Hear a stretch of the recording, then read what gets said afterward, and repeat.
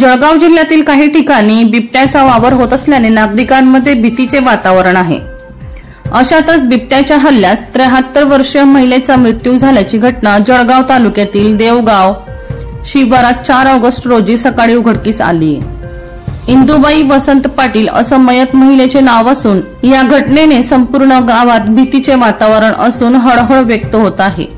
गेल्या काही दिवसांपासून देवगाव शिवारात बिबट्याचा वावर वाढल्याचे निदर्शनात आले होते, मात्र वनविभागाने अद्याप ठोस कारवाई न केल्यामुळे ग्रामस्थांमध्ये नाराजी व्यक्त केली जात आहे।